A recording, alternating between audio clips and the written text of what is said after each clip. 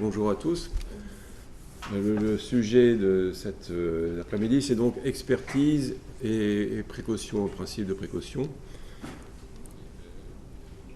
Je vais d'abord dire quelques mots de qui je suis, d'où je viens. Je suis chercheur au CNRS et je travaille au laboratoire d'économétrie de l'École polytechnique. J'ai commencé ma carrière de chercheur sur les enjeux environnement-développement. C'était à l'époque, quand j'étais tout jeune chercheur, sur un travail pour la conférence de Stockholm sur l'environnement de 1972. Et puis je n'ai pas cessé de suivre les hauts et les bas de cette thématique depuis lors. Plus particulièrement, depuis une vingtaine d'années, je suis les questions de changement climatique sur l'angle de la négociation internationale, des instruments de politique, taxe carbone, marché de permis négociable, sous l'angle aussi de l'organisation de l'expertise, avec le GIEC, je ne sais pas si vous avez entendu parler du GIEC, le groupe d'experts intergouvernemental sur l'évolution du climat, une instance qui a été mise en place à l'échelle, j'allais dire onusienne, en 1988, et qui fait des rapports régulièrement tous les 4-5 ans, et qui a été l'objet de controverses assez violentes en France, notamment de la part de Claude Allègre. Là, je pense que vous avez dû en entendre parler. Mais je travaille aussi depuis à peu près la même période, vingtaine d'années, sur la question de la décision face à l'incertain et du principe de précaution. Évidemment, dans mon domaine, l'environnement, il était difficile de l'éviter, dans la mesure où le temps de l'écologie, le temps de l'environnement, c'est un temps de long terme, un temps de longue durée autant qu'un temps court. Et ce temps de longue durée est accompagné d'incertitudes importantes. Et il y avait donc à élaborer une réflexion sur le comportement, sinon rationnel, du moins raisonnable, dans ce contexte-là.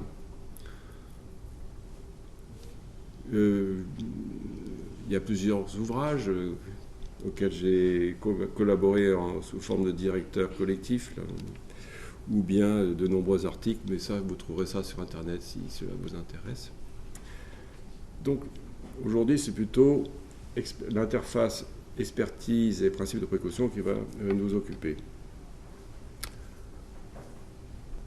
Je vais faire ça en 2 temps, on va faire une petite pause au milieu, je pense. Je pense que vous avez l'habitude de ça. Donc on va faire la première partie sur l'expertise et la deuxième partie sur le principe de précaution. Alors là, j'annonce le plan, mais je voudrais l'introduire. Dans une vision qui est classique, que l'on doit à Max Weber, le fameux sociologue allemand, on supposait que la décision publique relevait d'un modèle de légitimité qu'on appelle rationnel légal. Cela voulait dire qu'il y avait une distinction claire entre intérêt général et intérêt particulier, que l'intérêt général pouvait s'adosser à une expertise scientifique pour constituer les données objectives des problèmes, et qu'ensuite la dimension législative, réglementaire, etc., s'ensuivait et que tous les membres de la société obtempéraient parce qu'ils étaient d'accord d'agir en conformité avec l'intérêt général. C'est évidemment un schéma idéal, il n'y a pas de contestation, il y a des conflits, mais ce sont des conflits d'intérêt, par exemple distributifs, mais pas des conflits qui remettraient en cause les visions même du monde ou l'analyse même des problèmes objectifs. Puisque la science, dans ce qu'elle a de meilleur, ne peut être que partagée, elle impose son objectivité à chacun, il n'y avait pas lieu de se lancer dans des controverses qu'aujourd'hui on appellerait socio-techniques ou socio-scientifiques. Encore récemment, enfin relativement récemment, le sénateur qui était à l'origine des lois qui ont créé les agences de sécurité sanitaire, à propos d'expertise, ne voyaient pas l'intérêt d'avoir une expertise pluraliste, puisque le but de la puissance publique, c'était a priori de prendre les meilleurs experts, et à partir du moment où on avait les meilleurs, si l'expertise devenait pluraliste, c'est que les autres, c'était les moins bons. Alors pourquoi vouloir prendre en compte l'avis des experts les moins bons alors qu'on peut disposer des avis des experts les meilleurs? Donc l'idée d'une parole unique de l'expertise était encore très prégnante, et d'une objectivité de l'expertise scientifique. Bon, ce modèle-là, il est devenu progressivement attaqué par les deux bouts de ce qu'on pourrait appeler le fil de la représentation. On a d'un côté la représentation politique, la représentation des citoyens, la démocratie représentative avec ses institutions que vous connaissez, mais qui est de plus en plus effritée et menacée par une démocratie de l'opinion et de l'émotion, prenant largement ses distances avec une démocratie de la raison, qui était le fondement initial. Et puis de l'autre côté du fil, la représentation scientifique du monde fait systématiquement objet de controverses. Bien entendu, la notion de controverse est constitutive du progrès de la recherche scientifique. La controverse, c'est une situation dans laquelle plusieurs théories sont en présence, sans qu'aucune n'ait pu encore apporter les éléments absolument convaincants de sa véracité, et où donc les chercheurs qui représentent les différentes théories ont parfois des rapports un peu animés. Le propre d'une controverse scientifique, c'est que l'ensemble des participants à cette controverse cherchent à la dénouer pour quitter au plus vite l'état de controverse, c'est-à-dire parvenir à une découverte de la vérité, de savoir quelle est la bonne théorie par rapport à la mauvaise.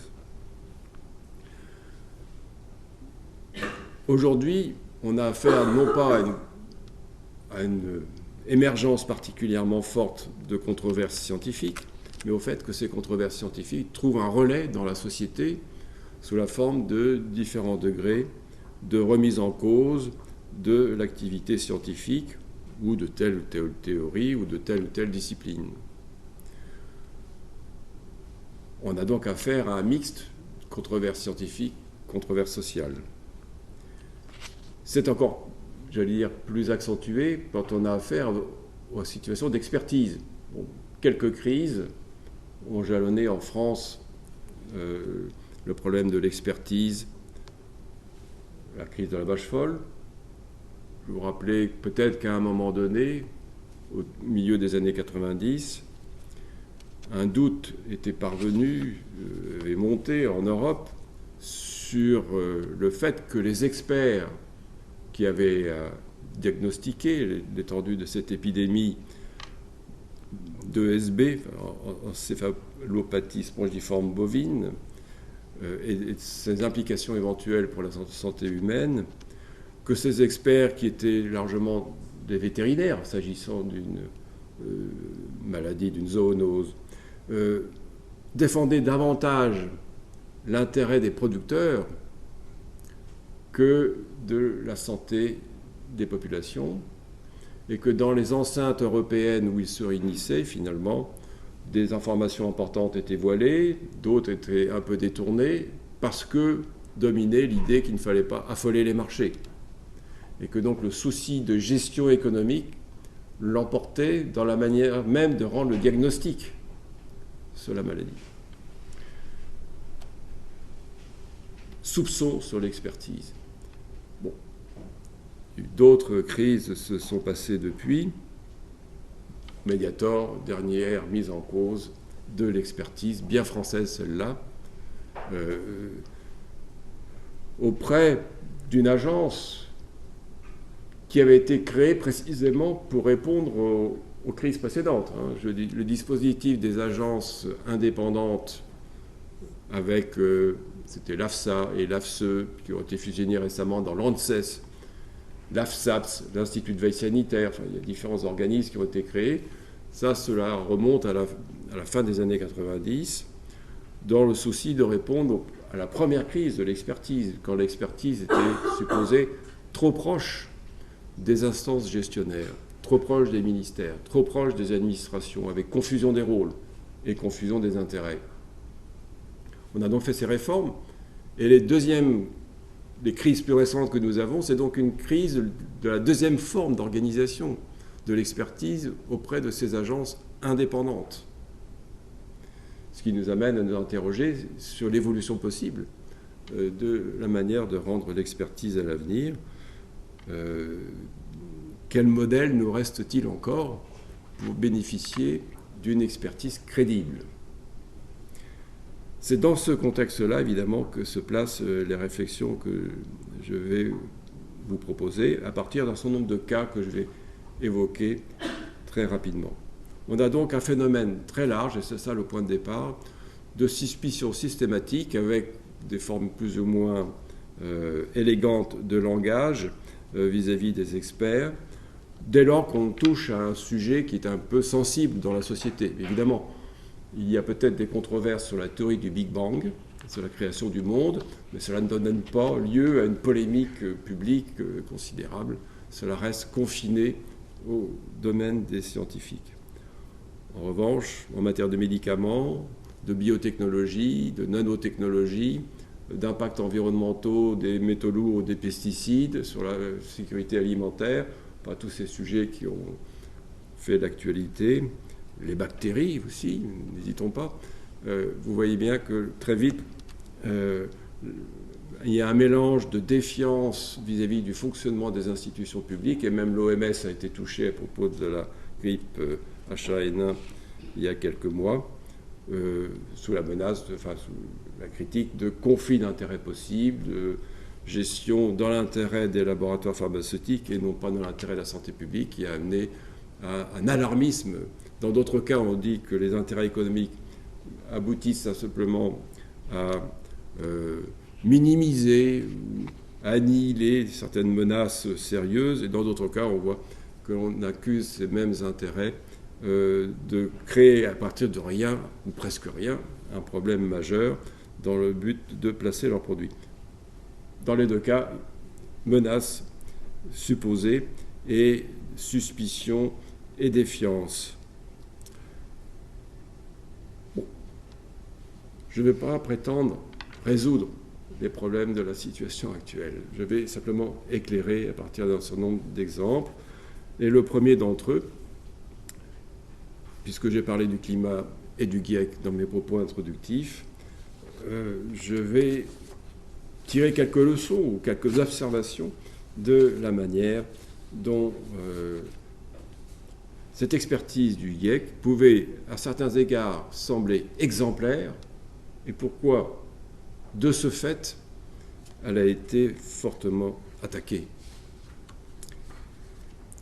Donc, le dossier climatique, bon, vous avez entendu parler comme tout le monde, et je ne vais pas rentrer sur le fond du dossier. Les usages de l'énergie fossile, sous la forme de combustion du charbon, du gaz, mais aussi les changements d'utilisation des sols, la déforestation, certaines formes de culture, le riz particulièrement, l'élevage, sont à l'origine de l'émission de gaz à effet de serre, et depuis le XIXe siècle, la société industrielle et son extension à l'échelle mondiale a provoqué un fort accroissement de l'accumulation dans l'atmosphère de ces gaz à effet de serre, et les climatologues nous disent très majoritairement que ceci peut entraîner un changement majeur de régime climatique à l'échelle planétaire, se traduisant notamment par une élévation de la température moyenne du globe, qui pourrait être alors entre 2 degrés et 4-5 degrés à l'échelle planétaire en moyenne à l'horizon 2100,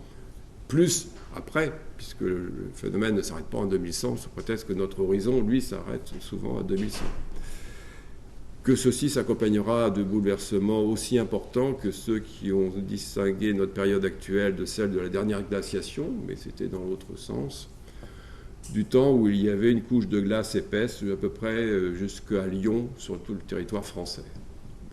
C'est un changement de cette même nature, mais dans l'autre sens, que nous sommes en train de produire collectivement si on suit ce scénario, et à l'échelle d'un siècle. Alors, un tel énoncé, évidemment, ne vient pas comme ça. il s'appuie sur une construction scientifique qui a duré tout un siècle et demi, puisque les premières hypothèses sur l'impact des gaz à effet de serre ont été formulées au milieu du 19e siècle, et qu'après il y a eu des hauts et des bas sur ce devenir théorique, parce qu'il fallait pouvoir documenter en termes de recueil de données les éléments empiriques venant à l'appui de ce qui était au départ une spéculation théorique. Après tout, un modèle physique qui dit les gaz à effet de serre s'absorbent du rayonnement dans l'infrarouge. Bon, si vous en mettez plus dans l'atmosphère, ça va provoquer un réchauffement, puis il y aura des phénomènes d'amplification avec l'impact sur la pluviométrie, les échanges océan-atmosphère, etc. Bon. Il fallait d'abord mesurer l'augmentation des gaz à effet de serre, ce qui a été fait de manière systématique depuis la Deuxième Guerre mondiale. Il fallait ensuite pouvoir avoir des modèles du fonctionnement de la machine climatique, ce qui est extraordinairement complexe. Et ces modèles ont pu être développés à partir des années 70 en fonction des progrès de l'informatique. Et au fur et à mesure où les machines sont devenues de plus en plus puissantes pour pouvoir calculer, les modèles ont pu se développer. Au début, c'était des modèles à 2 dimensions, on a fait des modèles à 3 dimensions. Au début, il n'y avait que le compartiment atmosphérique qui était pris en compte. Après, on a rajouté les échanges atmosphère-océan, etc. Vous voyez donc une construction scientifique qui a mis du temps, plusieurs décennies, à la fois sur le plan de la théorie, sur le plan de la modélisation, sur le plan des recueils de données. Les satellites nous ont beaucoup aidés ensuite, etc. Le GIEC, créé en 1988, a été créé par l'Organisation météorologique mondiale et le Programme des Nations Unies pour l'environnement, donc 2 instances du dispositif onusien, avec pour mission de documenter, du point de vue scientifique, les bases de connaissances pouvant éclairer cette question du risque climatique planétaire, pouvant en éclairer les impacts redoutés, les solutions techniques pour y faire face, et aussi, dans ce qui va être l'objet du 3e groupe, les éléments de politique publique, nationale, internationale, à mettre en place pour y faire face de façon efficace. Que pouvait-on dire ? Ce qui va être en propre de cette instance, c'est d'être d'abord une instance d'expertise. Et l'expertise, ce n'est pas la science, c'est-à-dire ce n'est pas de la recherche. Le GIEC n'est pas un organe de recherche, c'est une instance d'expertise. Et beaucoup de contresens sont faits aujourd'hui dans les reproches adressés dans divers ouvrages au GIEC, que de faire comme si le GIEC devait se comporter selon les règles de la recherche scientifique. Par exemple, c'est juste un exemple qui pourrait paraître anecdotique, il est reproché au GIEC de ne pas travailler sous la règle de la revue par les pairs sous anonymat. Bon. En recherche scientifique, c'est ce qui se passe, vous transmettez des papiers, des revues scientifiques internationales, c'est transmis à des reviewers qui font des avis, puis après, selon les cas, on est éliminé ou on est adopté ou bien on est mis en révision. Bon, voilà. Processus anonyme qui permet la liberté d'expression des reviewers sans interférence, je dirais, de copinage ou d'autres types de relations sociales. Le GIEC ne le fait pas, parce que le GIEC s'appuie sur la littérature publiée. Et donc, quand vous appuyez sur la littérature publiée, évidemment, vous connaissez les auteurs. Donc, on ne peut pas, à ce moment-là, relever de la règle de base de l'expertise, de l'appréciation, de l'évaluation des papiers scientifiques par les pairs. Évidemment, on peut craindre à ce moment-là que des positionnements de groupes alliés face à des groupes hostiles se manifestent, puisque vous connaissez les auteurs dont vous retracez les travaux. Un rapport d'expertise s'appuie sur les littératures publiées. Là, on fait une revue critique. Et il ne prend pas tout pour argent comptant. Tous les papiers ne sont pas également bons. Certains font l'objet de réfutations partielles, où on marque les limites de ce qu'ils ont pu trouver comme résultat, enfin, etc. Bon, des choses que vous connaissez. Mais évidemment, on peut suspecter que les auteurs de ces rapports d'expertise vont faire jouer complètement leur propre animosité ou leur propre relation dans ce jugement porté sur la littérature publiée. Autre élément constitutif du GIEC, il est organisé en 3 groupes, rapidement. Il y a un groupe qui fait la science de base des phénomènes climatiques. C'est là qu'on retrouve les physiciens, les modélisateurs, les paléoclimatologues, etc. Un deuxième groupe qui s'occupe des impacts et des solutions de réponse en termes d'adaptation technique. Qu'est-ce qu'on peut faire pour s'adapter à une remontée du niveau de la mer, à une température plus élevée, à des variations, des pluviométries plus grandes. Enfin, voilà. Bon. Troisième groupe, les aspects économiques. Les scénarios d'émissions de gaz à effet de serre, les trajectoires de croissance économique, les instruments possibles, alors la réglementation, les subventions, les taxes, les marchés de permis, d'autres dispositifs d'information. Bon. Ça, c'est un découpage qui est, sur 20 ans, a tenu la route.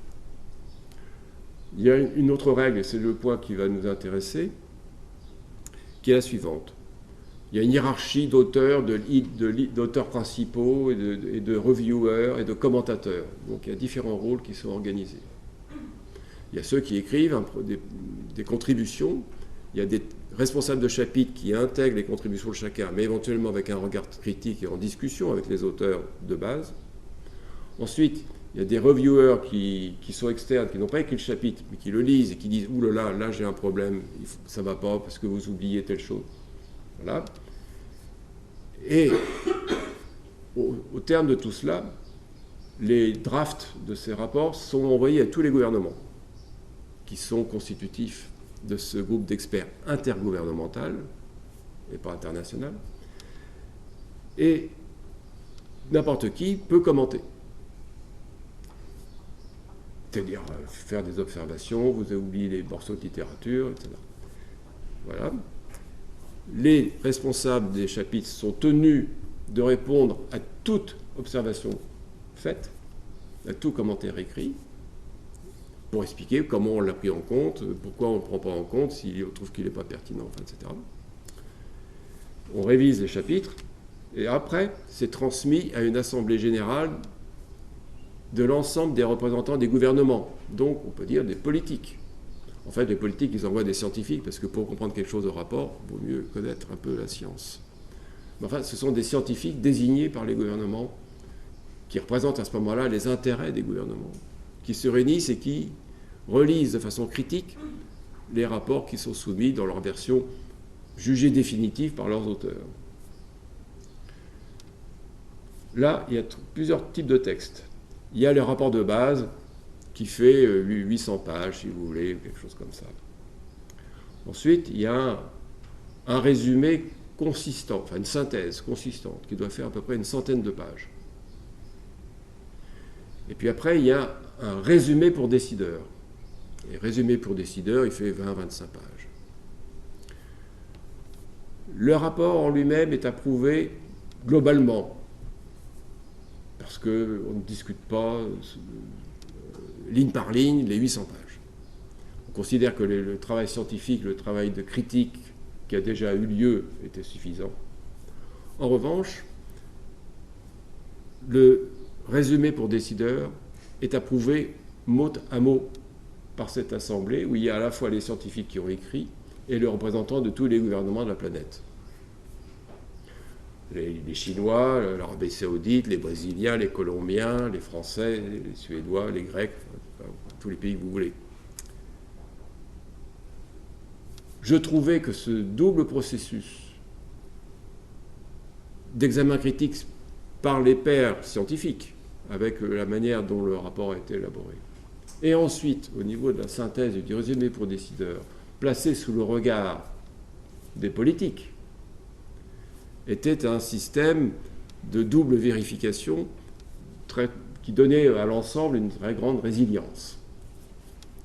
Parce qu'évidemment, les politiques, entre guillemets, les représentants des gouvernements, quand ils veulent manifester un désaccord sur telle ou telle formulation du résumé pour décideurs, ils se doivent d'argumenter sur le plan scientifique. Et comme il s'agit d'un résumé, ils ne peuvent argumenter que par rapport au corps du rapport de base. C'est-à-dire montrer que la terminologie du résumé n'est pas en phase, en écho avec ce qui est écrit vraiment dans le rapport, qu'il y a une distorsion, un biais, un oubli, ou que sais-je encore. Donc les politiques ne peuvent pas dire simplement, d'un point de vue politique, ça nous arrangerait que vous écriviez ça ou ça. Ils doivent, pour changer une formulation, pouvoir argumenter sur le terrain scientifique. Donc double épreuve. Si vous lisez maintenant un certain nombre de bouquins récents sur le GIEC, qui sont très critiques, notamment, je pense, mais il y en a plusieurs, mais enfin, M. Gottfriedi a écrit tout un ouvrage sur le GIEC pour essayer de montrer comment il s'agissait d'une manipulation politique. Et un journaliste suisse, M. Dubuis, a écrit un livre qui s'appelle « Sale temps pour le GIEC », et pour expliquer pourquoi, comme la grenouille qui voulait se faire plus grosse que le bœuf, le GIEC a voulu devenir une puissance mondiale et qu'elle a confondu ses fonctions honnêtes et humbles d'expertise scientifique avec un rôle de quasi-décision où on imposerait au gouvernement un certain nombre de choses. Bon. Ben, vous voyez que ces gens-là interprètent les règles du jeu que je viens de vous décrire comme étant la preuve qu'il s'agit bien d'une instance politique porteuse d'une thèse particulière, d'une idéologie que l'on appelle aujourd'hui l'idéologie réchauffiste. Alors, voilà, on a cru bien faire en montant un système assez compliqué et au niveau mondial le plus organisé que l'on ait fait dans tous les domaines d'expertise, plus organisé que, au point de vue c'est que ce qui se fait à l'OMS, ou ce qui se fait au Codex Alimentarius, ou ce qui se fait dans d'autres instances d'expertise de ce type. Et ces règles du jeu-là sont actuellement retournées comme étant la preuve qu'on a affaire à une manipulation politico-idéologique, ce que dit Claude Allègre en disant qu'on a affaire à un complot qui n'a d'équivalent que la prise du pouvoir par les bolcheviks en Russie en 1917. Bien. Comme c'est notre ancien ministre de la Recherche, on pourrait penser que ces propos ont quelques crédits. Donc, premier cas, un paradoxe sur les règles d'organisation de l'expertise.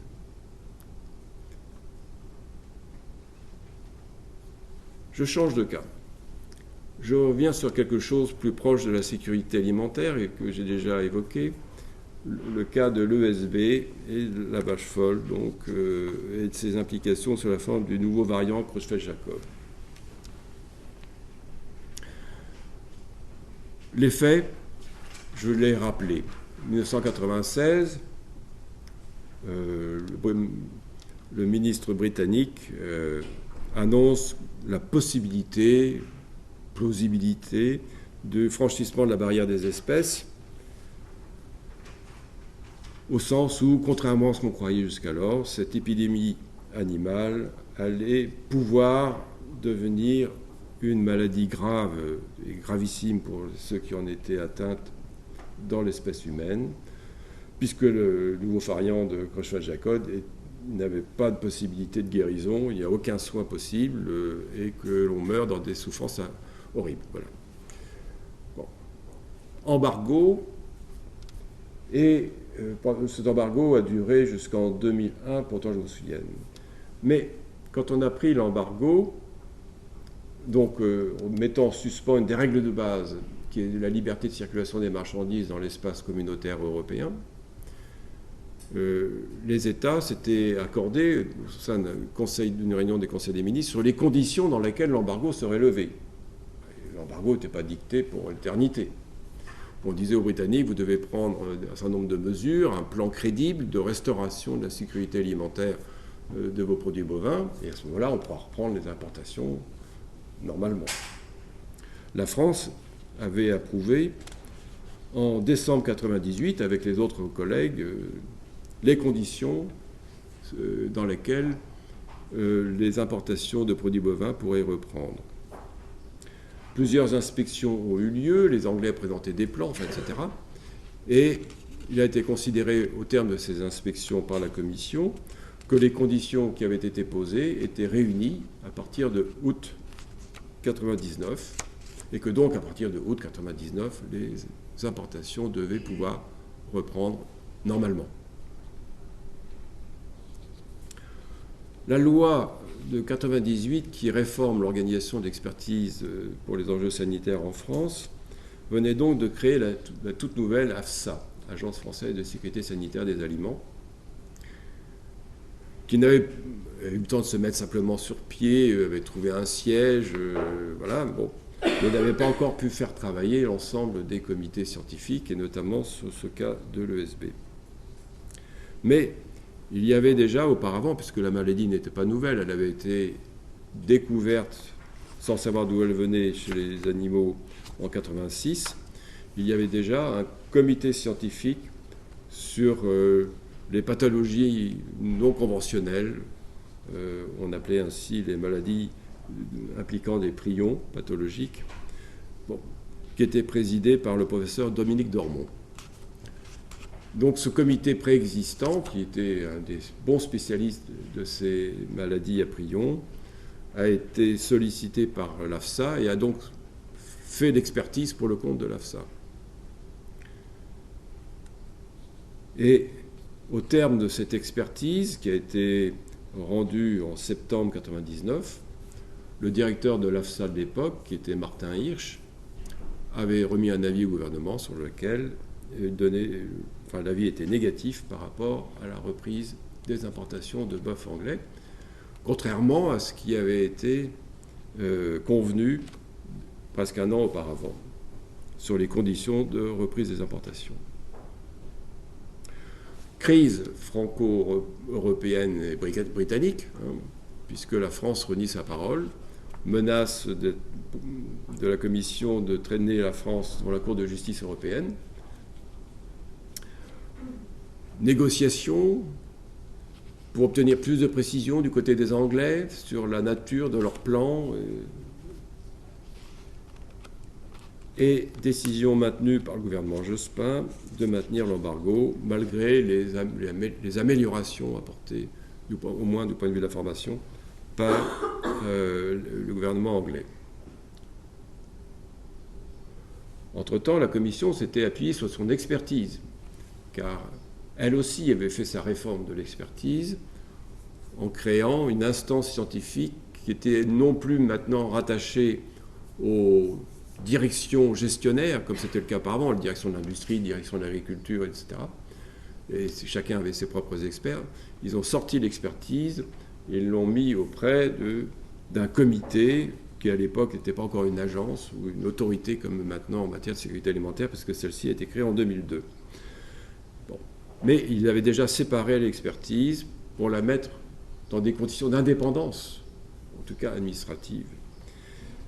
Et quand le comité Dormont avait remis son expertise transmise par Martin Hirsch au titre de l'AFSA, l'expertise européenne était chargée d'expertiser l'expertise française. Comme maintenant ça devient le cas systématiquement, à propos par exemple des OGM, il y a à chaque fois qu'une instance rend une expertise, l'autre instance est chargée d'examiner l'expertise de la première et réciproquement.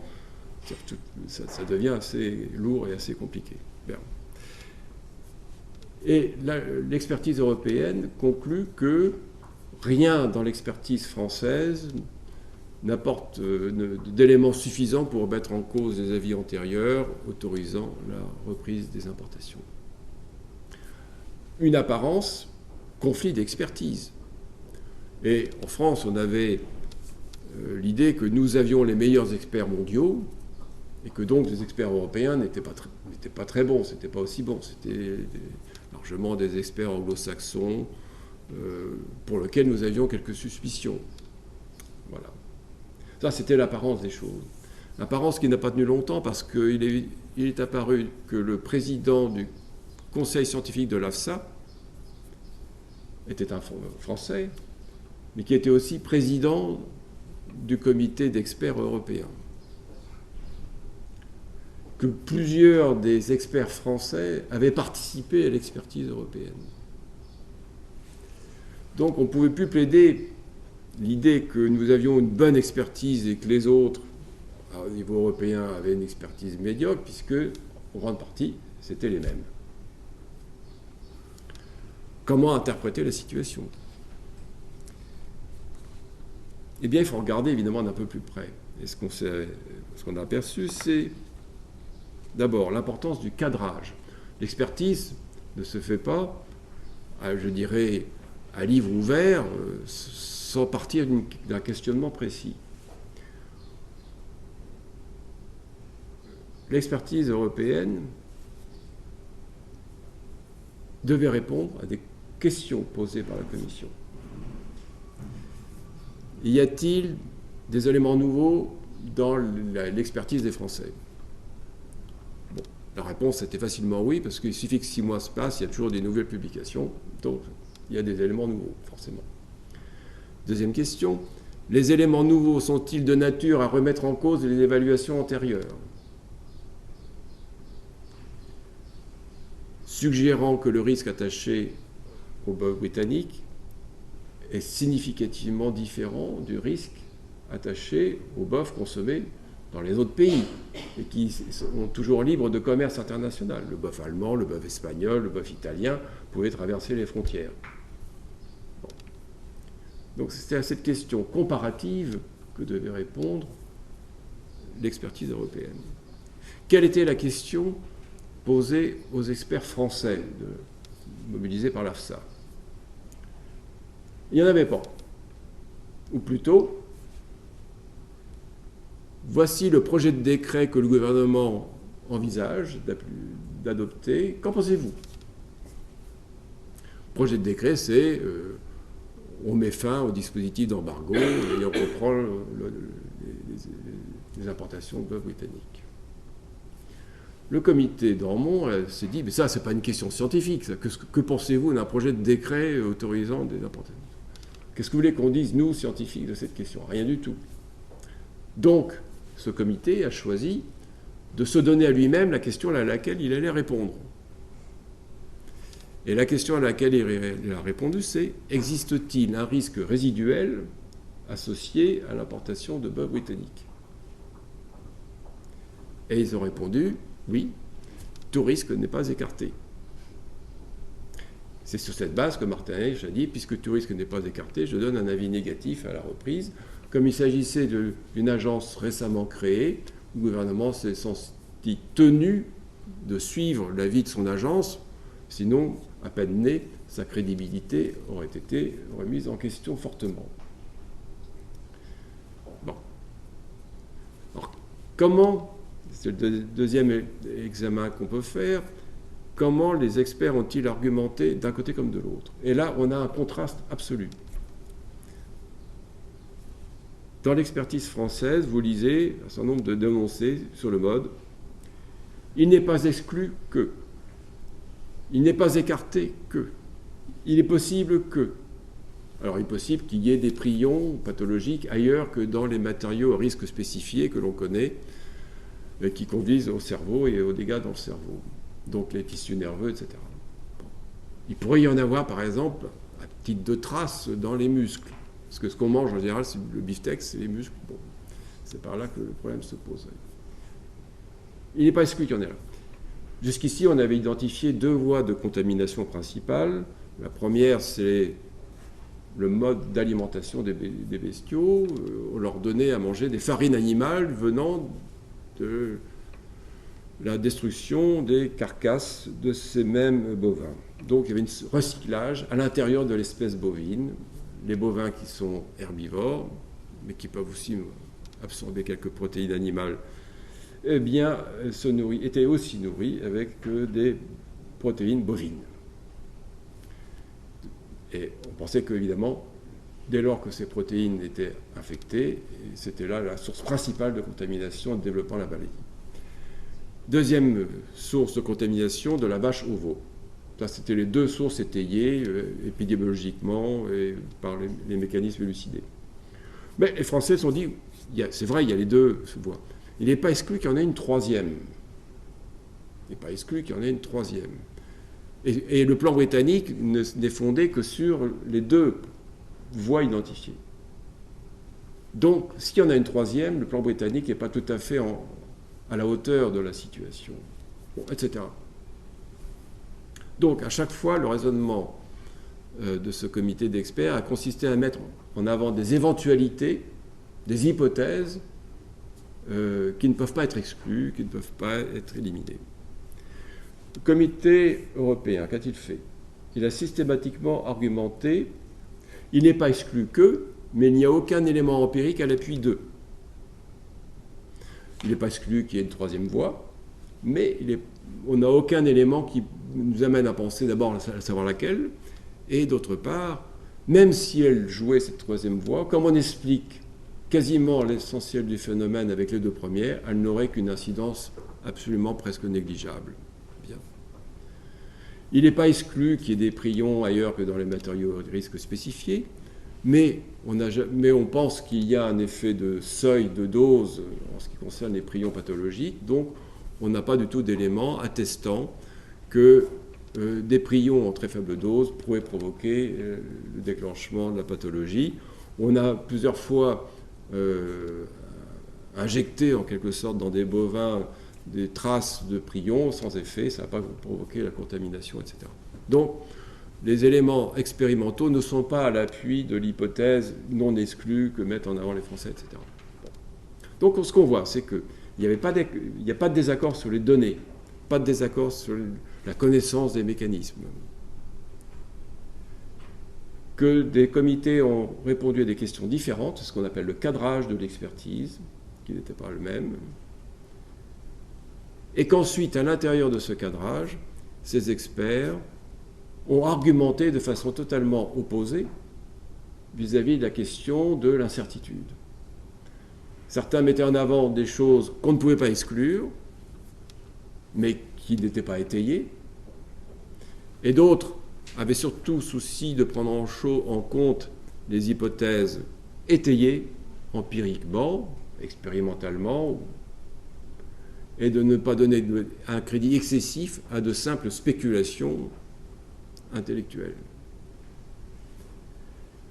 Et mon jugement sur cette affaire, quand j'ai terminé à l'époque de faire cet examen, c'était de remarquer que finalement, ce qui a séparé les experts, c'est ce qui relève précisément pas de leurs compétences.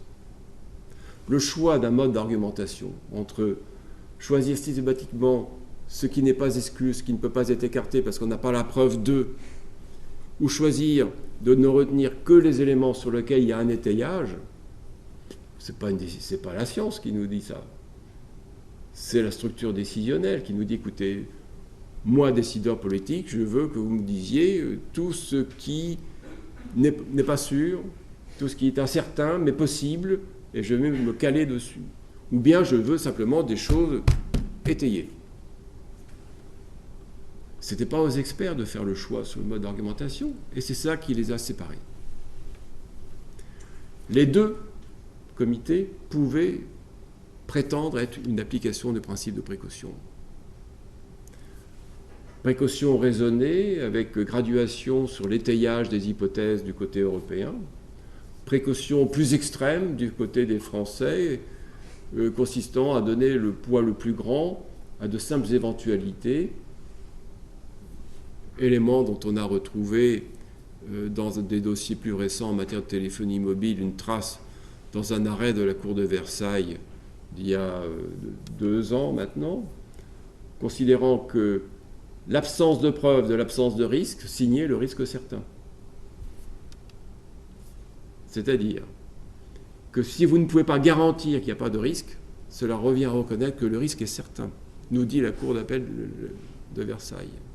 Et que le risque certain en matière de santé est un trouble anormal de voisinage qui demande indemnisation et suppression de la source du dommage. C'est comme ça que la Cour de Versailles a demandé le démantèlement d'antennes relais, alors qu'elle était conforme à la réglementation en vigueur en ce qui concerne le niveau de... Toutes les procédures avaient été respectées, il n'y avait pas d'émission d'ondes d'un niveau supérieur aux normes en vigueur en France. Aucun dommage n'avait été constaté. Et cependant, le trouble anormal de voisinage lié au fait que l'on ne peut pas vous apporter la preuve qu'il n'y aura jamais de risque est considéré comme un risque certain et anormal devant cesser. Bon, on retrouvait donc cette vision extrême de l'argumentation, reprise par ces tribunaux récemment, déjà dans l'argumentation du comité d'Ormont et de la traduction donnée par Martin Hirsch.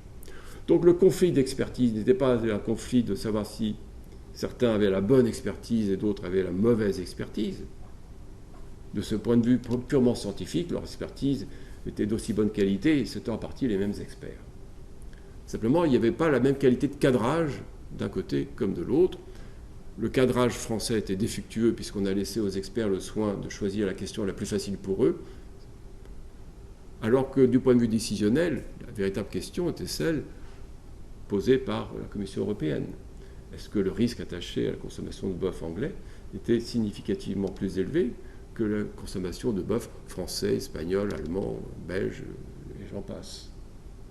Si le niveau de risque était supposé le même, il n'y avait plus de raison de faire obstacle à sa circulation à l'intérieur de l'espace européen. Et la conclusion des experts européens avait même été de dire qu'au pire, le bœuf britannique était au moins aussi sûr que tous les autres bœufs, compte tenu de l'ensemble des mesures qui avaient été prises, alors qu'en Allemagne, qui était à l'époque enfermée dans le déni, chez moi, il n'y a rien, pas de problème, il n'y a pas de ESB, on ne l'a pas vu, on ne l'a jamais vu. Donc on ne prend aucune mesure de prévention. On ne retire pas les matériaux au risque spécifié, on les laisse aller aux consommateurs, on les laisse aller dans la charcuterie, on les laisse aller partout. Et puis évidemment, après, il s'est passé ce que tout le monde avait prédit, c'est-à-dire qu'on a trouvé des vaches folles, en Allemagne aussi, si bien qu'il y avait beaucoup plus de risques à manger du bœuf allemand ou de la charcuterie allemande que du bœuf anglais en 1999. Mais le gouvernement français a maintenu son embargo encore 2 ans. Il a fallu un changement de gouvernement. C'est Raffarin qui, après le départ de Jospin, a finalement réautorisé les importations de bœuf anglais. Bon, voilà une histoire sur l'expertise, une deuxième histoire sur l'expertise. Rôle du cadrage, rôle du mode d'argumentation, et savoir qui doit décider du mode d'argumentation. Point essentiel. Alors là, il peut y avoir débat public, il peut y avoir appréciation, consultation des parties prenantes, etc. Savoir comment traduire en termes normatifs ou de décision ce qui dépasse un jugement proprement scientifique. Troisième cas, il ne faut pas que je prenne trop de temps, mais quand même. L'expertise, la pseudo-expertise sur le maïs OGM Monsanto 810 en février 2008. Là, c'est plus récent, vous devez avoir ça en mémoire, aisément. Ça fait un certain nombre d'années qu'on a des problèmes avec les OGM. Bien. Au sens crispation de la société vis-à-vis de l'utilisation de ces biotechnologies dans le domaine agricole. En matière de médicaments, personne apparemment ne voit de grand obstacle. En 1998, la société Monsanto avait soumis à autorisation, parce qu'il y a un dispositif qui a été mis en place d'abord en France, puis en Europe au début des années 90, spécifique aux OGM qui doivent être autorisés individuellement pour l'inscription au catalogue des cultures, et donc à l'autorisation à la culture. Toute la procédure est suivie en 1998, procédure mixte. Elle est d'abord faite dans un pays, ensuite communiquée à l'ensemble des autres pays de la communauté européenne que nous formons. Si aucun autre pays n'objecte, la Commission donne un avis favorable, et à ce moment-là, le pays dans lequel l'instruction a eu lieu en premier lieu doit finaliser l'autorisation et il n'a plus le choix, ne peut plus la refuser. Donc, ce Monsanto 810 suit toutes les étapes et est autorisé en 1998 à la culture. Bon. Autorisé, mais pas avec un franc succès, au sens il n'y a pas grand monde à le cultiver. Mais enfin, c'était le seul en France qui était cultivé. Viennent les élections présidentielles de 2007, avec à ce moment-là la volonté de faire ce qu'on appelait le Grenelle de l'environnement, qui était un des engagements liés l'insertion de Nicolas Hulot dans le jeu politique à l'époque. Il avait fait signer un paplard à tous les candidats à la présidentielle. Donc un Grenelle de l'environnement, c'est-à-dire une grande concertation entre l'État, les industriels ou les acteurs économiques du domaine, les associations, les élus locaux, les syndicats ouvriers. Alors, ils ont parlé de tout au Grenelle, je ne vais pas parler plus de Grenelle, mais il y avait une des choses qui était demandée par le groupe qui s'occupait d'OGM dans ce Grenelle, qui s'est terminé en fin septembre et conclu par un discours du président de la République en octobre, qui était de créer un moratoire sur l'OGM existant et de réformer la législation en France et de réformer l'expertise. En gros, le leitmotiv des associatifs, France Nature Environnement et d'autres, était de considérer que l'expertise dont on disposait en France n'était pas bonne parce qu'elle n'était pas adéquate. Il y avait trop de spécialistes de biotechnologie, de génie génétique, et pas assez d'écologues ou de spécialistes de santé dans le comité. Donc il fallait réviser l'expertise et puis il fallait une nouvelle loi pour assurer la sécurité vis-à-vis de ces constructions. Bon. Borloo, ministre à l'époque, avait dit à la Commission européenne que la France allait mobiliser la clause de sauvegarde prévue par les directives en place pour suspendre l'autorisation donnée au maïs Monsanto 810. C'était en octobre.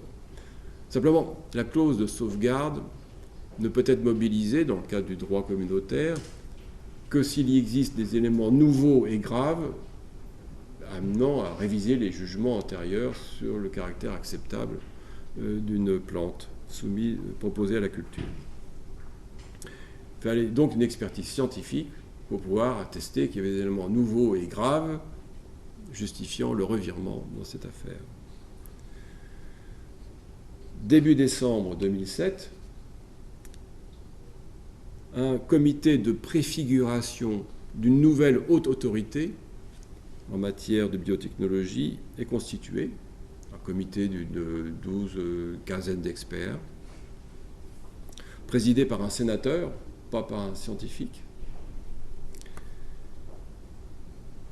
Ils travaillent, il y a les vacances de Noël, et le 3 janvier, ils remettent leur rapport. Merveilleux, rapidité. Dans ce rapport, ils font un survol rapide de la littérature récente et notent des interrogations qui résultent de cette littérature sur des différents aspects de sensibilité, soit des vers de terre, soit de tels ou tels insectes, à la culture de cet OGM. Le sénateur qui préside cette instance est sommé de réagir très vite, donc il présente le résultat de son comité. Du jour au lendemain, ce qui était un document provisoire est devenu l'avis définitif, à l'insu même des membres du comité. Et il reprend les termes employés par le président de la République la veille, qui avait dit « si on me dit que, à ce moment-là, j'applique la clause de sauvegarde », et le sénateur en question lui reprend les mêmes termes, ce qui permet au président Sarkozy de dire « j'applique la clause de sauvegarde », en disant « il y a des éléments nouveaux et graves concernant les risques associés à cet OGM ». Donc la France mobilise la clause de sauvegarde, communique ses résultats. Cette décision est contestée devant le Conseil d'État. Le Conseil d'État dit qu'elle est formellement correcte, donc à suivre. Il se passe la même chose que dans le cas précédent.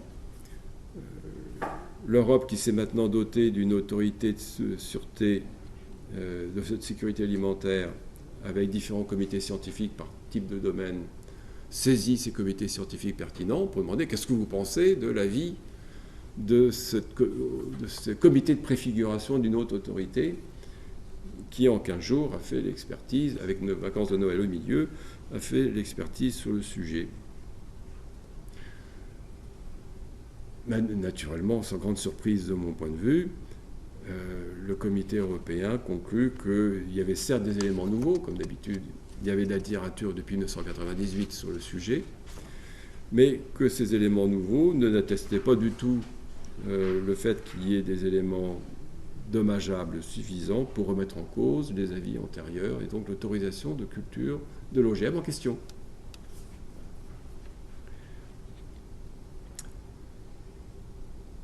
C'est gênant. La France, que fait-elle? Elle s'était dotée entre-temps de sa nouvelle législation sur les OGM. Elle avait créé sa haute autorité sur les biotechnologies, composée de 2 comités, un comité scientifique et un comité économique, éthique, économique et social, où sont représentées les différentes associations hostiles aux OGM, disons, pour faire vite, et puis quelques chercheurs dits indépendants, un spécialiste de l'économie des matières premières, une juriste spécialiste des risques et du principe de précaution, et un sociologue qui a écrit sur la démocratie technique. Bon, pour situer les experts de ce comité économique, éthique, et voilà. Et donc, ces comités sont saisis de l'avis européen réagissant à l'avis français. Que pensez-vous de l'avis européen? Et parallèlement, un comité de l'AFSA, celui qui est en charge des biotechnologies, non pas sous l'angle environnemental, mais sous l'angle sanitaire, est soumis de la même manière. Que pensez-vous de l'avis des Européens? Le comité de l'AFSA conclut que, bon, bien entendu, il y a encore des incertitudes résiduelles sur tel ou tel aspect dans le dossier, parce qu'on n'a pas poussé aussi loin qu'on aurait pu imaginer les investigations sur le Monsanto, etc. Mais qu'en tout état de cause, rien de grave n'est à attendre de sa culture et donc confirme le point de vue de l'agence européenne. Ça, c'est pour les aspects santé. Pour l'aspect environnemental, il y a 2 comités, je vous l'ai dit. Il y a un comité scientifique qui souligne, là aussi, quelques incertitudes environnementales, de dossiers, de questions qui demeurent encore un peu, etc. Mais conclut que, compte tenu de tout ça, il n'y avait pas de quoi fouetter un chat, enfin je résume. Par contre, le comité éthique, économique et social délibère.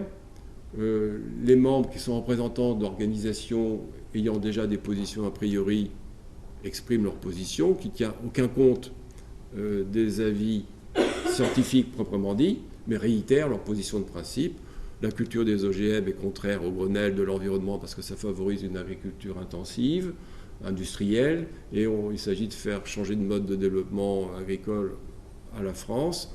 Et donc, ils votent majoritairement contre la reprise de l'autorisation de l'OGM Monsanto 810.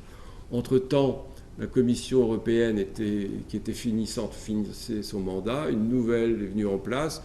Le nouveau commissaire en charge s'est dit « j'ai un problème politique avec cette affaire des OGM parce qu'il n'y a pas qu'en France qu'il y a des difficultés ». Je propose donc une voie qui serait que l'Europe autorise comme elle veut, en fonction des règles scientifiques admises par l'Organisation mondiale du commerce, et libre à chaque État membre de l'Union européenne de prendre des mesures d'interdiction s'il le veut. Voilà la proposition faite par la Commission européenne. Donc, principe de distinguer ce qui va relever du mécanisme d'autorisation européen de ce qui va relever de la décision possible prise par les États. La France est très hostile à cette proposition. Elle demande à ce que le régime soit commun à tous les pays, parce que sinon, font valoir ces agriculteurs, on va avoir des phénomènes de distorsion de concurrence. Puisqu'il y a des pays qui vont accepter la culture de OGM et qui, par hypothèse, vont avoir des coûts plus faibles, et des pays qui vont le refuser parce que les consommateurs sont crispés sur la question, et qui auraient des coûts plus forts, et donc dans le même espace communautaire, les seconds vont être évincés au profit des premiers. Eh bien, on en est là aujourd'hui. Donc je ne peux pas vous dire quel est le prochain épisode. Alors, que dire de cette histoire?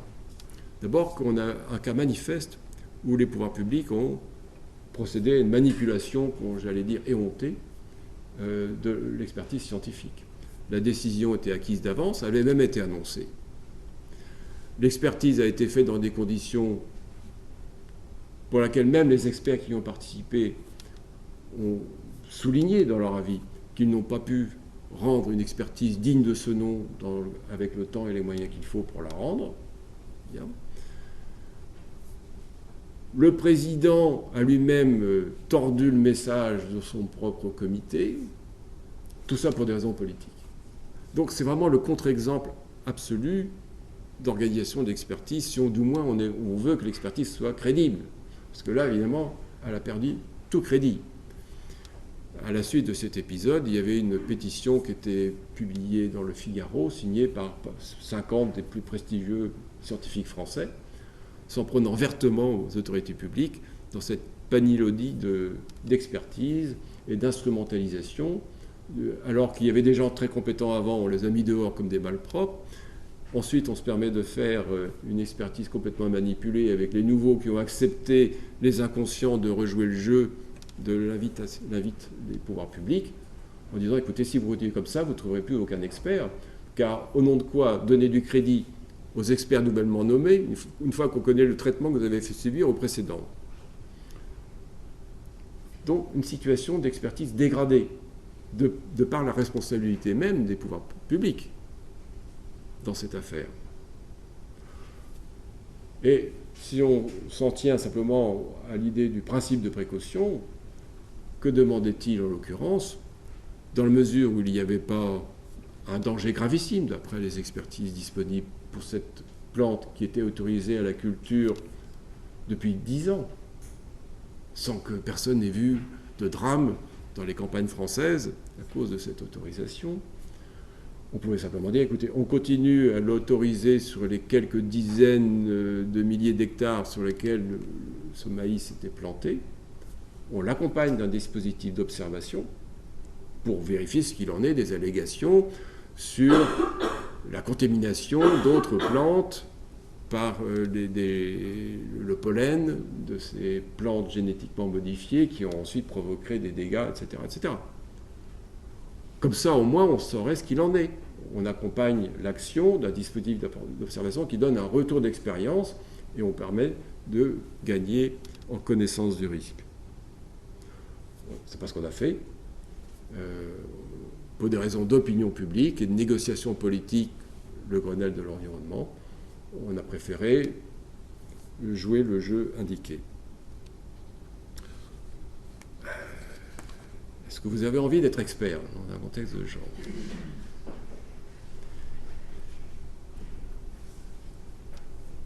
Dernier cas, puis j'arrêterai là avec juste après quelques éléments de conclusion très rapides sur cette première tranche. Un cas d'expertise dite ouverte sur la société, expertise participante, dans le cas de la Hague. Là aussi, ça remonte à la fin des années 90. Il y a une étude épidémiologique qui est publiée dans une revue anglaise, je ne sais plus laquelle c'est. Je ne suis pas familier des revues de médecine, de British Medicine, je ne sais pas quoi, vous devez connaître ça mieux que moi. Bien. Et cette étude croit repérer par des méthodes épidémiologiques une anomalie dans le nombre de cas de leucémie dans la région de la Hague, touchant les enfants. Bien. Il y aurait peut-être 1 ou 2 cas ou 1,3 cas surnuméraires par rapport à ce qui serait attendu par les modèles. Enfin, bon. Il ne s'agissait pas d'une épidémie d'ampleur, il n'y en avait pas par centaines d'enfants touchés heureusement, par ces leucémies. Mais quand même, publication internationale, beaucoup d'émotions en France, ça remonte au ministère de l'Environnement et de la Santé à la fois, puisque c'est à la fois la contamination par le milieu qui serait en cause, et puis l'incidence pour la santé.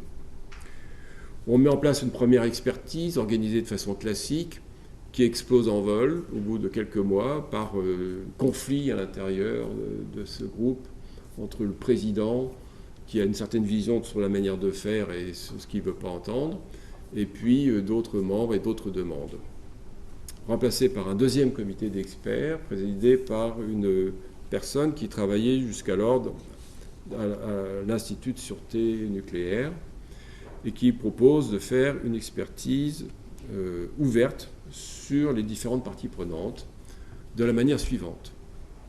Il s'agissait de définir le cahier des charges d'un réexamen de toutes les données sur 30 années passées des rejets venant d'installations nucléaires dans le milieu marin et de procéder par la modélisation au calcul des incidences possibles de ces rejets-là sous la forme d'atteinte à la santé et notamment de risques pour les leucémies. Donc de reprendre tout un calcul théorique et appliqué sur le risque associé à certains niveaux de rejet qui, vous le savez sans doute, restent en dessous des normes à La Hague. Bien. L'originalité, c'était de dire on va associer à cela des experts étrangers. Bon, ça c'est encore assez banal. Enfin, pour la France, c'était quand même parfois nouveau. Et puis, on associe ceux qui sont, a priori, les plus sensibles. C'est-à-dire deux associations. L'association qu'on va appeler régionale, l'ACRO. Alors, je ne sais plus ce que ça veut dire, association... enfin, il y a le Nord-Cotentin pour la radioactivité, enfin bon, quelque chose comme ça. Bon. Et qui sont ceux qui sont les plus sensibles, le milieu associatif qui sont, a priori, les plus réticents au nucléaire, et qui, localement, qui se trouvent là. Et puis... la CRIRAD, qui se présente comme une commission de recherche indépendante sur la radioactivité. Bon, c'est une commission qui remonte à l'accident de Tchernobyl, enfin, juste après Tchernobyl, et qui rassemble des gens qui sont particulièrement sensibles aux risques radioactifs et en fait assez hostiles, je dirais, au nucléaire.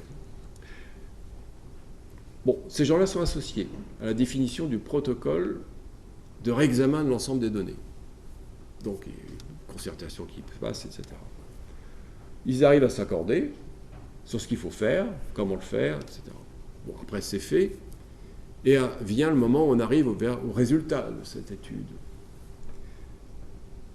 Et cette étude conclut, en gros, que le risque calculé ainsi est de au moins 2 ordres de grandeur inférieurs à celui qui serait susceptible d'avoir provoqué le surcroît de leucémie.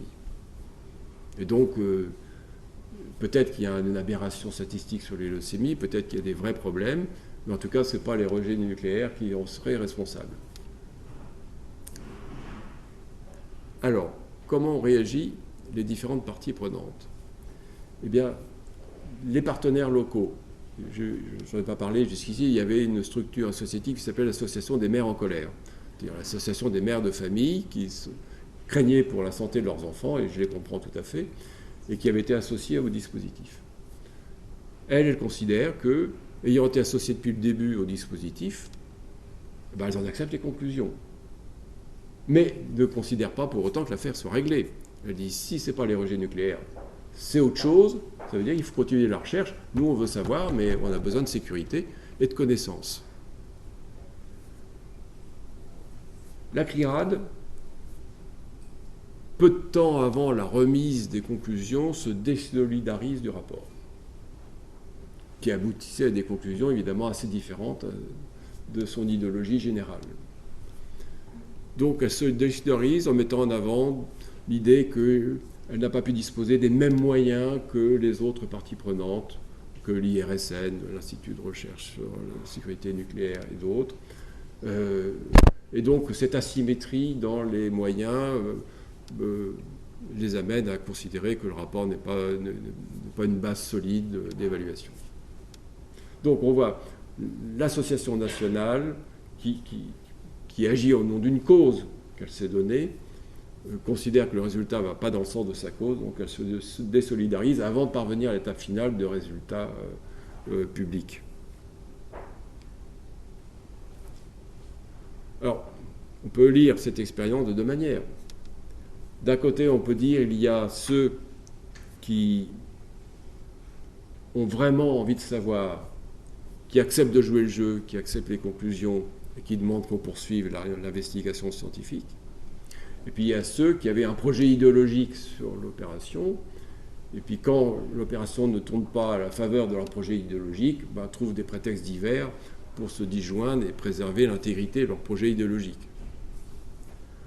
On n'obtient pas un consensus général dans la société avec des procédures participatives.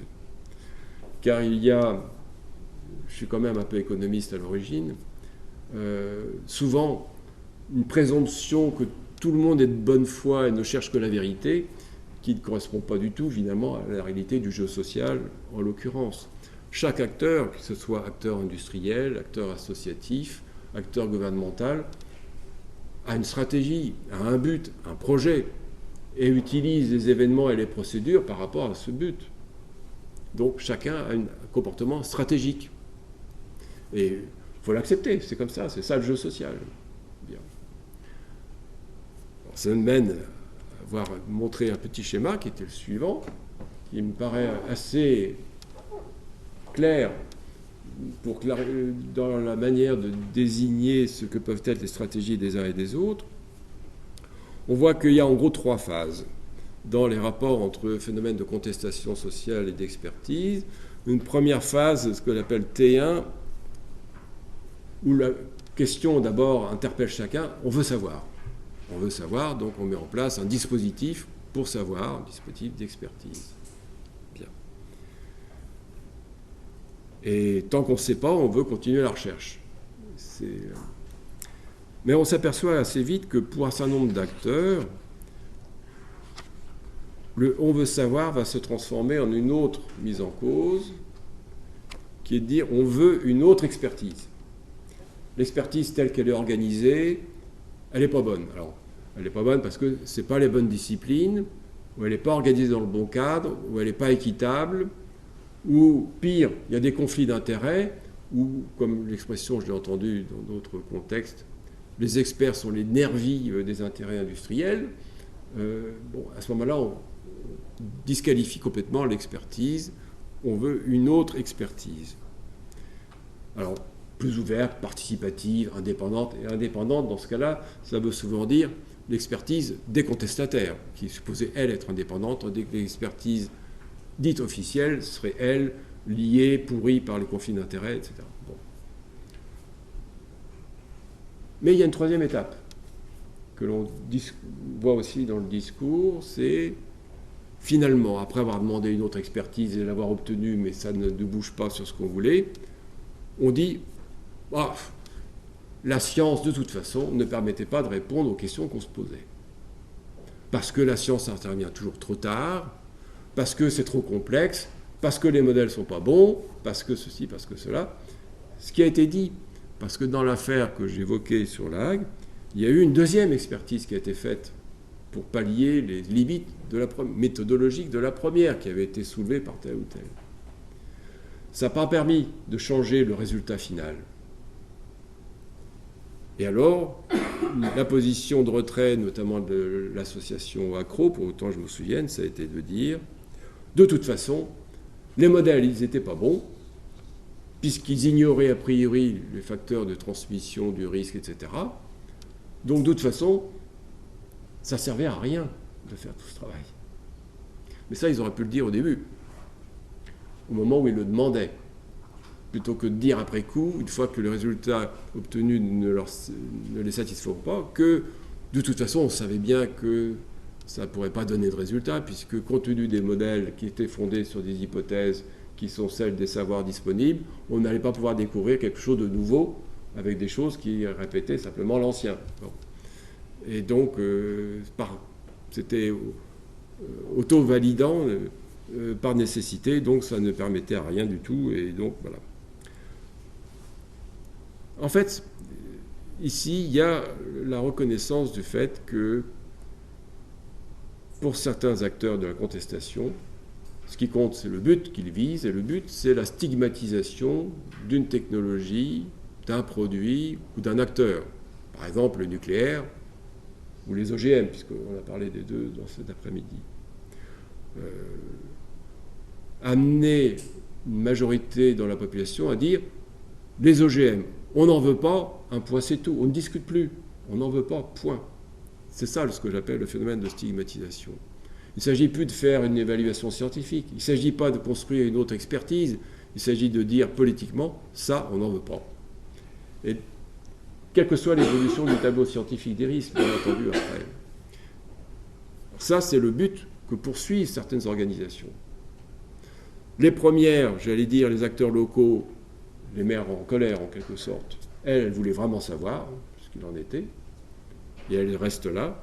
Et d'autres veulent une expertise plus adaptée, plus ouverte, dont la modalité reste à déterminer, selon les cas, mais croient encore qu'une expertise serve à quelque chose.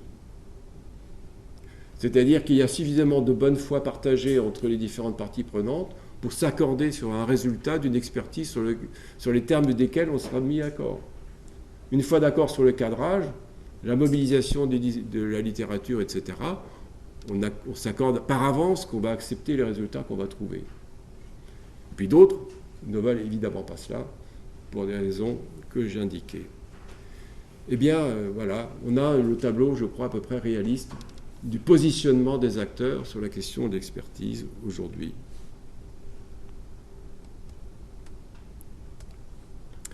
Donc, quelques leçons, puis après je fais la pause. L'expertise scientifique, c'est une activité d'interface entre la décision et la connaissance. C'est banal que de le dire. Elle se distingue très nettement de l'activité de recherche scientifique. Ce n'est pas le même genre d'exercice. Bien entendu, il faut avoir des compétences scientifiques pour participer à une expertise scientifique. Personne ne va le contester. Mais fonctionner en comité, en groupe d'expertise, ce n'est pas la même chose que de fonctionner dans un collectif de recherche. Dans un collectif de recherche, on a le temps qu'il faut. Évidemment, il y a une rivalité, une compétition. Il vaut mieux être le premier à trouver quelque chose et à découvrir, que d'arriver après tout le monde. D'accord. Mais le temps n'est pas figé, n'est pas défini par un cadre à l'avance. Alors que pour l'expertise, le cadrage, il est clair. La décision doit être prise à telle et telle échéance. Il faut donc que l'expertise soit rendue pour l'échéance, en l'état des savoirs. Donc, le cadrage temporel est donc tout à fait différent. Ensuite, la logique. J'ai évoqué tout à l'heure à propos du GIEC la différence qu'il y avait sur l'anonymat des reviewers ou bien le fait qu'on travaillait sur des matériaux publiés avec des gens identifiés. Bon, ben, voilà, c'est une différence importante du point de vue, j'allais dire, du fonctionnement de l'indépendance du jugement en contexte de recherche ou d'expertise. J'ai souligné à propos du cas de l'ESB et du boycott ou pas, l'importance du cadrage, c'est-à-dire du questionnement venant de la décision. Et j'avais souligné que dans ce cas-là, il y avait un bon cadrage et un mauvais cadrage, que le bon cadrage était celui de l'approche comparative des risques entre les différents bovins et différents pays, et non pas la question de savoir si il y avait un risque résiduel, parce qu'il y a un risque résiduel, il y en avait dans tous les pays. Donc la question importante pour la reprise des importations en France, c'était de savoir si le risque attaché au bœuf britannique était significativement différent du bœuf allemand, et en l'occurrence, il valait mieux manger anglais qu'allemand, alors qu'on a fait un boycott sur les Anglais et pas sur les Allemands. Bon. Donc l'importance du cadrage, tous ces éléments-là sont constitutifs du champ d'activité d'expertise, et évidemment n'exercent pas de la même manière pour la recherche, puisque pour la recherche, les questions viennent des chercheurs, ne viennent pas des décideurs, sauf au niveau de grands éléments programmatiques. Mais après, le détail du travail de recherche, c'est les chercheurs eux-mêmes qui leur définissent l'agenda, bien entendu. Donc c'est une activité d'expertise qui dépend d'un cadrage avec le décideur. Donc on voit qu'il y a un problème pour organiser correctement ce cadrage. Faire en sorte qu'il soit explicite, qu'il fasse l'objet d'une concertation, d'une discussion entre le point de vue des décideurs et le point de vue des experts. Parce qu'on voit très bien qu'il y a des usages stratégiques possibles pour les décideurs. Vous avez un problème politique qui vous embête, on fait une commission. Vous connaissez l'adage habituel. Bon, on renvoie ça à des experts. Mais on peut mobiliser des experts sur des questions qui n'ont pas de sens scientifique. Quand j'entends par exemple à propos des OGM le fait qu'il faudrait que les experts fassent une évaluation des impacts à long terme des OGM sur la santé et sur l'environnement, Comment voulez-vous faire une évaluation des impacts à long terme de quelque chose qui n'est pas introduit chez nous? Il faut faire des spéculations.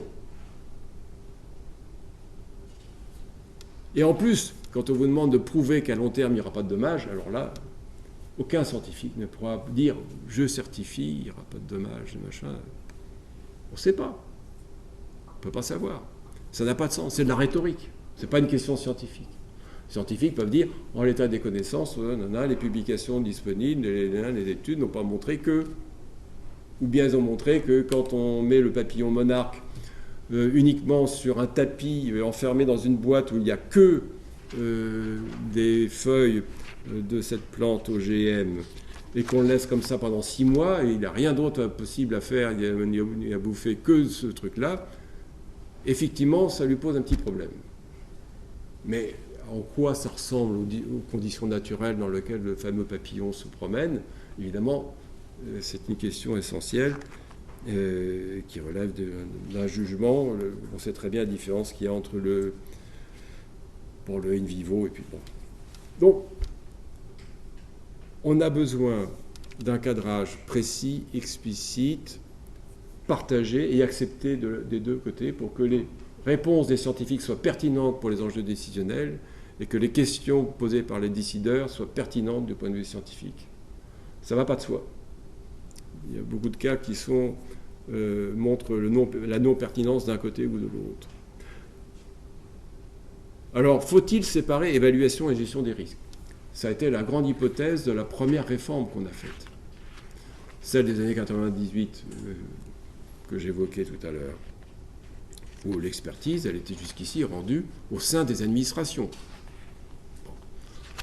Et on avait en France une spécificité par rapport à d'autres pays anglo-saxons. Les anglo-saxons aimaient bien volontiers solliciter les milieux académiques. Il y avait un rapport où on utilisait les milieux académiques pour l'expertise. En France, on disposait d'un corps d'ingénieurs, 2 différents corps d'ingénieurs, plus des médecins travaillant pour l'administration. Donc, en gros, en général, l'administration considérait qu'elle avait l'expertise nécessaire en interne. Il n'y avait pas besoin d'aller chercher ailleurs. Mais en interne, on avait aussi des projets politiques, des projets idéologiques, celle d'une action publique. Il y avait donc un mélange, et en tout cas une suspicion associée au fait qu'il y ait un mélange, qu'on ne sache pas très bien si l'expertise reflétait vraiment les enjeux de santé ou d'environnement ou des intérêts économiques variés. D'où l'idée de la séparation. Et cette séparation, elle a été comprise parfois comme étant, on crée une muraille absolue entre le domaine de l'évaluation et le domaine de la gestion des risques. Donc on va chercher les chercheurs fondamentaux, au fin fond de leur laboratoire, pour leur demander de se prononcer sur un truc. Ils aboutissent à des conclusions et après, ils ne s'occupent plus de rien et les décideurs se débrouillent avec ça. Eh bien, ce n'est pas la bonne solution non plus d'organiser les liens. Il faut distinguer les rôles pour mieux organiser les interactions. C'est ça l'idée. Distinguer les rôles pour mieux organiser les interactions. Et les interactions, on en a besoin. Et je reviens de ce point de vue sur le cas tout à fait riche de la double expertise sur l'affaire de l'embargo sur le bœuf britannique. Car le comité français mettait en avant des enjeux qui relevaient de ce qu'on peut appeler les risques réels, tenant compte des défaillances possibles dans l'application du plan de sécurité qu'avait mis en place le gouvernement anglais. Parce qu'évidemment, on peut faire un plan, mais s'il n'est pas complètement appliqué, que se passe-t-il? Donc c'est bien d'avoir des informations sur le degré d'application d'un plan ou sur les implications de telle ou telle imperfection d'application d'un plan. Et le comité européen avait pris pour une position méthodologique qu'il considérait par principe que le plan anglais serait appliqué méticuleusement. Donc il n'avait pas à se soucier de savoir qu'est-ce qui se passe s'il n'est pas bien appliqué, s'il est appliqué moyennement, etc. On fait l'hypothèse totalement bien appliquée. Et à ce moment-là, qu'en est-il du risque? Et on va Les Français mettaient en avant des questions, mais pour lesquelles ils n'avaient pas les moyens d'avoir les réponses. Il fallait faire des investigations en Angleterre, pas le comité français qui allait le faire. Et le comité européen se facilitait la vie en oubliant l'importance du risque réel qui tient compte de la réalité de la mise en œuvre de mesures par un gouvernement. Chacun sait que la manière de gouverner les choses n'est pas la même en Italie et en Suède. Bon. Et donc, les mêmes mesures européennes ne vont sans doute pas être traduites tout à fait dans la réalité de la même manière. Et donc, le risque réel ne va pas être le même en Italie ou en Suède. Ça serait bien de savoir si c'est grave ou pas, ces petites différences. Qui peut le dire? Des experts, mais pas forcément les experts fondamentalistes qui viennent du fond de leur labo, les chercheurs en biologie moléculaire. Ceux-là, ils ne sauront pas dire grand-chose là-dessus. Par contre, que l'on ait des comités où il y a aussi des gens qui savent comment ça se passe dans les abattoirs, vraiment, sur les conditions de travail réelles, qui connaissent la filière, qui connaissent la propension à la fraude aux importations, etc. Les gens des douanes, tout ça. On a besoin d'experts de ce genre-là aussi pour apprécier ce qu'était le risque réel. Donc ça a des retombées sur la nature même de l'expertise que l'on convoque. Ce souci de ce que j'appelle le risque réel. Il faut donc distinguer les rôles entre évaluation et gestion, mais pas au point de se rendre imbécile sur les questions comme celles que je viens de soulever. Il faut pouvoir organiser les interactions et des expertises appropriées pour répondre à ce qui importe vraiment du point de vue de la santé, c'est le risque réel pour les populations. Alors, le temps passant, je vais me concentrer sur les 2 points 4 et 5. L'indépendance de l'expertise. On n'entend que parler de cela en ce moment. Déclaration d'intérêt, etc. Je pense fondamentalement, même si je ne suis pas du tout en phase avec la vague actuelle, qu'il s'agit d'une question mal posée. Aucun chercheur n'est indépendant. Nous avons tous des attaches familiales, régionales, une religion, une origine. On a tous des tropismes. Je ne vois pas pourquoi je considérais que les gens de la CRIRAD sont indépendants et qu'un expert qui a eu 3 contrats avec un laboratoire pharmaceutique, il est forcément pourri jusqu'à la moelle.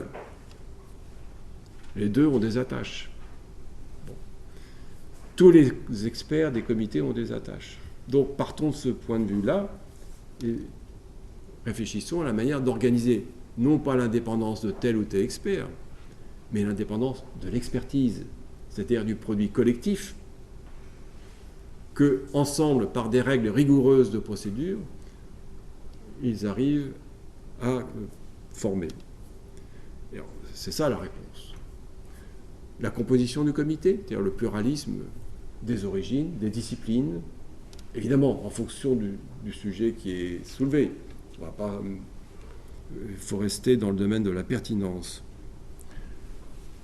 L'exigence des règles de travail, revue effective de la littérature et revue critique.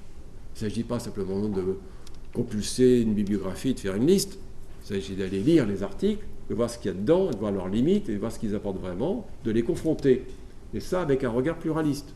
Ça demande du temps, c'est pour ça qu'une expertise faite en 15 jours, comme celle que j'ai évoquée tout à l'heure, c'est absolument stupéfiant pour ne plus faire ça. Confrontation effective des experts. S'il y a lieu, s'ils s'accordent, moi je n'ai pas d'obstacle, hein, mais que cet accord soit sérieux, il ne soit pas de concession superficielle, qui résulte de cet élément partagé de revues critiques précises de la littérature. Et à ce moment-là, remise d'un avis, un avis rendu public dans les mêmes termes pour le décideur qui l'a demandé que pour le grand public. C'est ce qui se passe aujourd'hui avec les communications, AFSA, ANSES, etc. Vous trouvez les avis, ils sont publics. Et le ministre a le même avis que tout un chacun. Il a le même texte. Alors, évidemment, les déclarations d'intérêt, ça fait partie du dispositif. C'est bien que l'on sache, quand les gens participent à un comité, s'ils ont vraiment des attaches particulières, économiques, financières, moi je rajouterais idéologiques. Si vous êtes un membre notable de Greenpeace, on a autant de chances de penser que ça va peser sur votre jugement que si vous êtes un expert auprès de Servier. Pour moi, c'est du même ordre.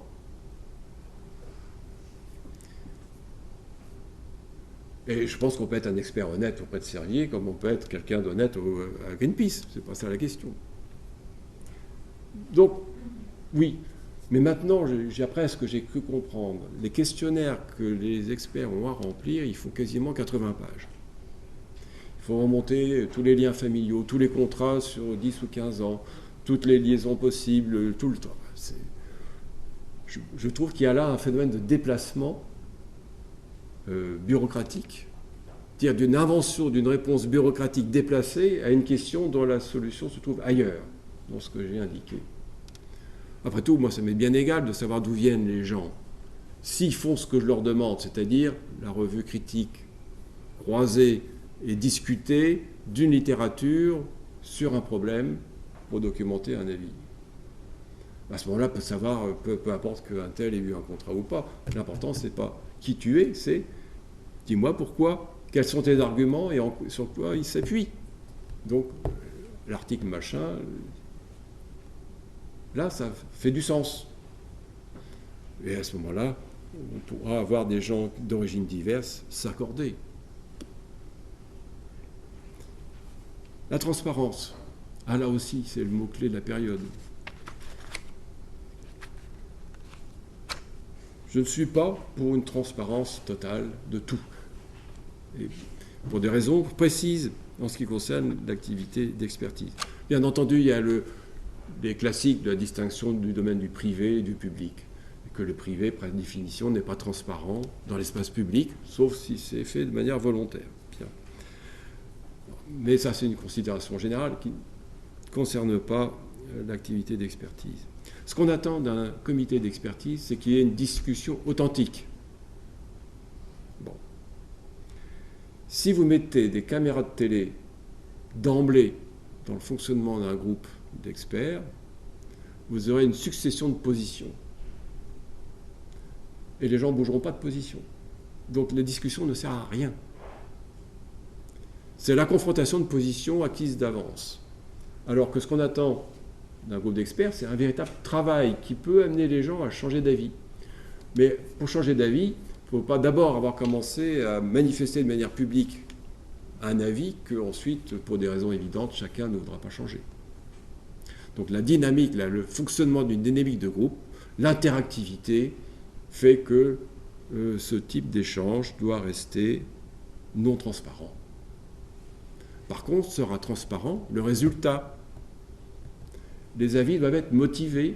On doit redonner tout l'argumentaire expliquant pourquoi, en matière de téléphonie mobile, il faudrait faire ci ou il faudrait faire ça, pourquoi on n'a pas trouvé jusqu'ici de risque identifié, pourquoi c'est quand même un cancérogène possible, je ne sais pas quoi. Bon, il faut expliquer tout ça.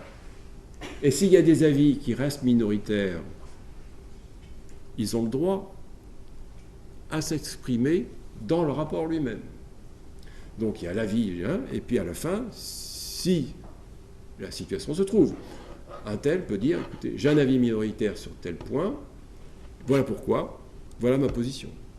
Et ça doit être rendu public parce qu'il est important pour le décideur de savoir si le consensus qu'on lui présente est un consensus vrai ou si c'est un consensus fabriqué par des règles qui interdisent l'expression d'avis minoritaires. Son appréciation des actions à mener peut évidemment différer dans les deux cas. Donc, la transparence, il ne faut pas confondre les jeux télévisuels avec le rendu d'une expertise et un travail sérieux dans un collectif d'expertise. De même que je ne suis pas favorable à ce que l'on mette la télévision dans tous les conseils des ministres, dans toutes les instances où se discute l'élaboration d'une politique, etc. Parce que la discussion, à ce moment-là, est stérilisée, elle est neutralisée.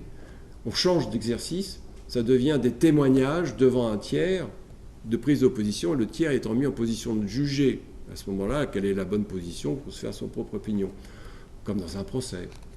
Mais ce n'est pas ça la discussion. Donc on se trompe d'exercice, et c'est ça que je voudrais simplement souligner. Donc de la transparence sur les hypothèses, sur le cadrage, sur le résultat, oui. Sur les déclarations d'intérêt des uns et des autres, oui. Pas sur la discussion même qui prend naissance au sein d'un groupe d'expertise.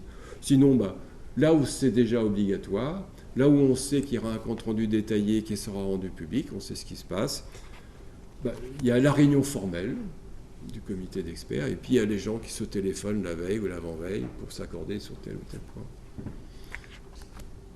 Et on n'y gagne pas dans la qualité du travail rendu.